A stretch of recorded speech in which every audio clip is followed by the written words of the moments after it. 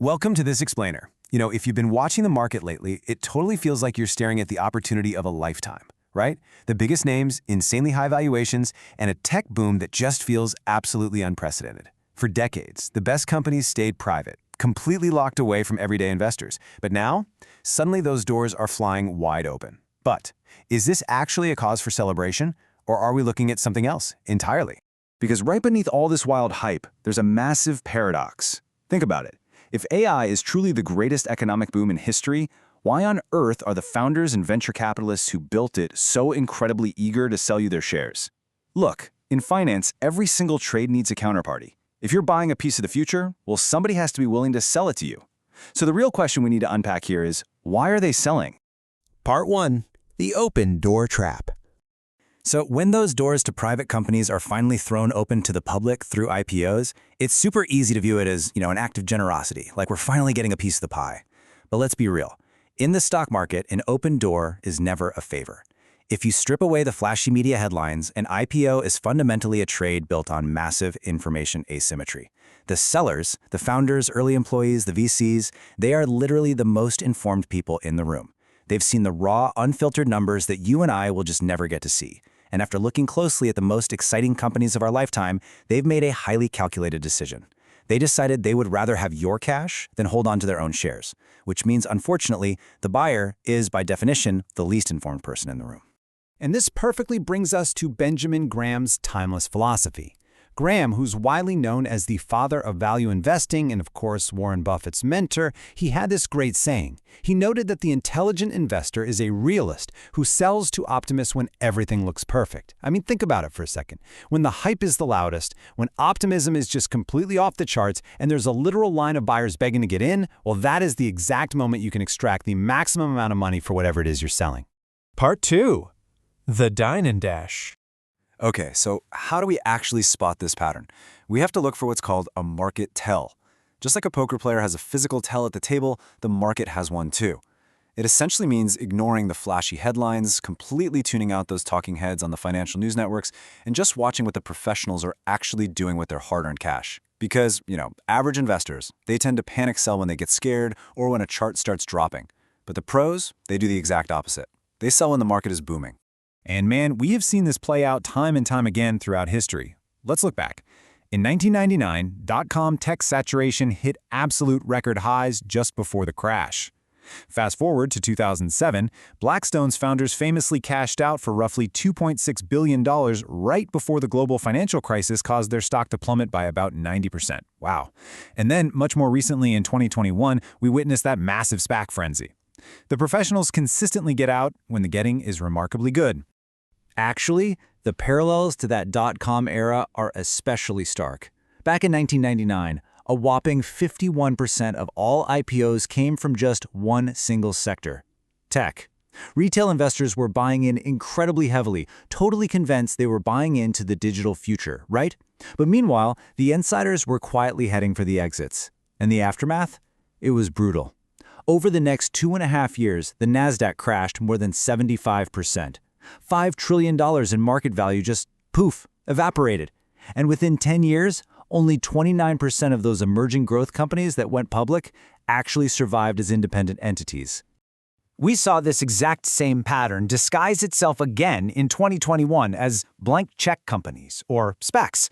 Just in that year alone, a staggering 613 SPACs went public, scooping up more than $160 billion.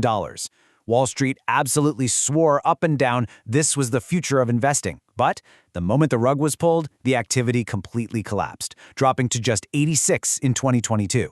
The companies that actually managed to complete those SPAC mergers in 2021, they ended up losing an average of 67% of their value.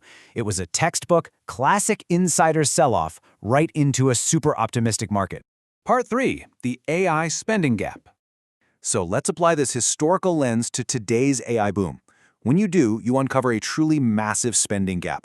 Big tech is currently on track to spend an estimated $725 billion building out AI infrastructure this year alone.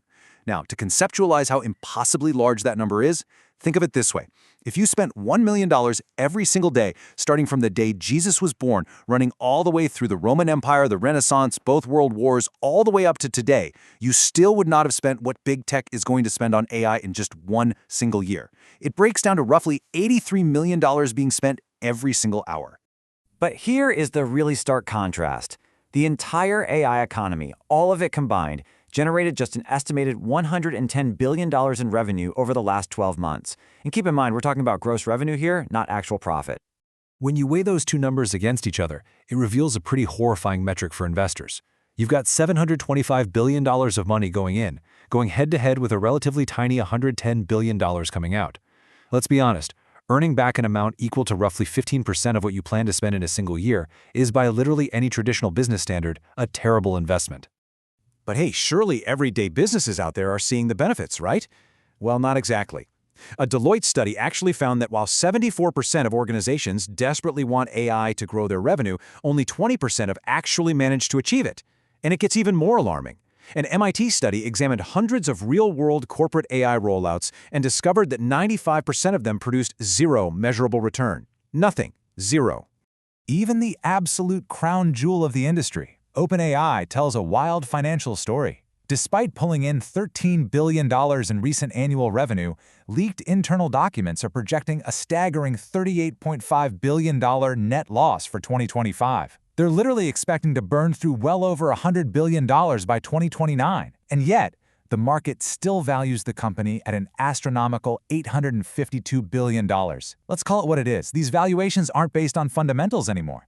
They are speculative bets riding entirely on blind optimism.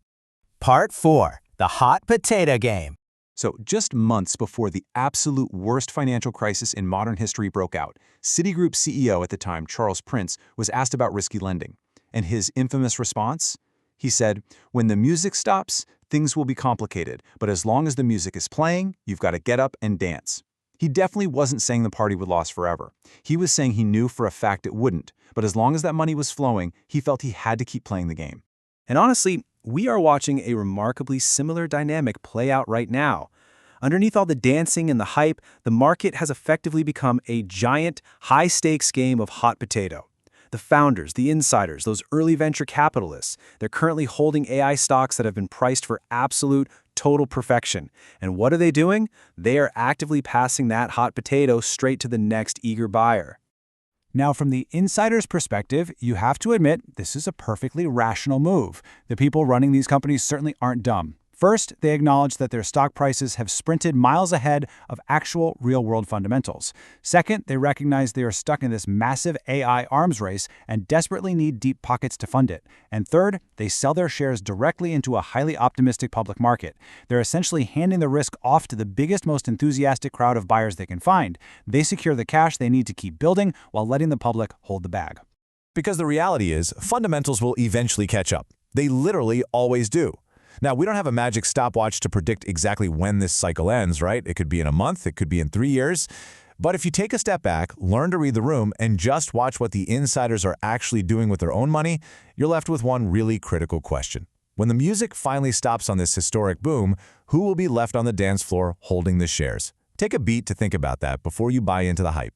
Anyway, thanks so much for joining me for this explainer, and remember, keep a close eye on the exits.